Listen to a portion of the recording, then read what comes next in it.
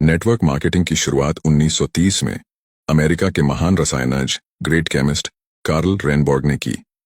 पहली बार उन्होंने खाने में आहार पूरक सप्लीमेंट के उपयोग से स्वास्थ्य में होने वाले फायदे को बताया और सप्लीमेंट पर आधारित कैलिफोर्निया विटामिन कंपनी नाम की पहली नेटवर्क मार्केटिंग कंपनी शुरू की, जहां से नेटवर्क मार्केटिंग का आरंभ हुआ और उस कैलिफोर्निया विटामिन कंपनी का नाम 1939 में बदलकर न्यूट्रालाइट रख दिया गया।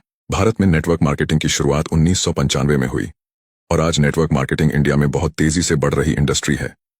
भारत सरकार ने तेजी से बढ़ रहे इस इंडस्ट्री को अपनाकर 12 सितंबर 2016 को गाइडलाइंस जारी कर दी, जिससे भारत में नेटवर्क मार्केटिंग और तेजी के साथ बढ़ी है। इसका और तेजी से बढ़ने का अनुमान है। भारत सरकार की संस्था FICCI और KPMG के रिपोर्ट के अनुसार 2025 में डायरेक्ट सेलिंग भारत में 625 बिलियन करोड़ DDH की इंडस्ट्री बन जाएगी। नेटवर्क मार्केटिंग एक ऐसा व्यवसाय मॉडल है जिसमें स्वतंत्र प्रतिनिधि किसी कंपनी के उत्पाद या सेवाओं को सीधे ग्राहकों को बेचते हैं। इसके अलावा ये प्रतिनिधि अपने नेटवर्क में नए लोगों को शामिल करके भी कमाई करते हैं। इस तरह नेटवर्क मार्केटिंग में वितरकों की एक स्तरित संरचना बनती है। इसे मल्टी लेवल मार्केटिंग MLM के नाम से भी जाना जाता है। इसमें शामिल होने के लिए किसी कंपनी से जुड़ना होता है। डायरेक्ट सेलिंग कंपनियां व्यक्ति के नेटवर्क बनाने के मॉडल पर काम करती हैं।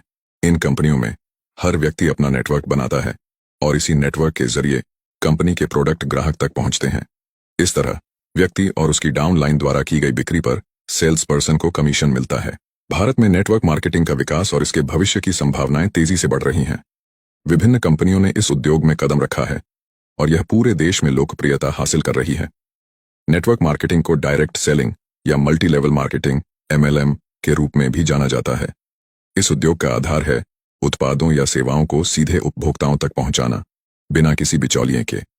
कंपनियों के एजेंट या वितरक ग्राहकों को उत्पाद बेचते हैं और उन्हें नेटवर्क में शामिल होने के लिए प्रोत्साहित करते हैं। भारत में कई नेटवर्क मार्केटिंग कंपनियां सक्रिय हैं, जिनमें से कुछ ने पूरे देश में अपनी पहचान बनाई है।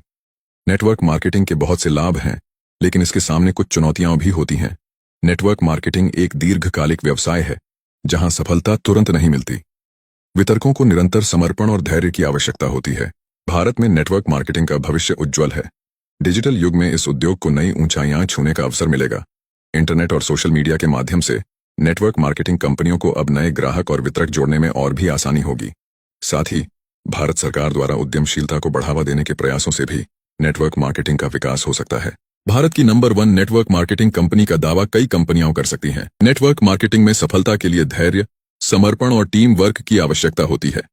भारत में इस उद्योग का भविष्य उज्जवल है और यह बहुत से लोगों के लिए रोजगार और व्यापार के नए अवसर प्रदान कर सकता है। इस व्यवसाय में शुरुआत करने के लिए बड़े पैमाने पर पूंजी की आवश्यकता नहीं होती।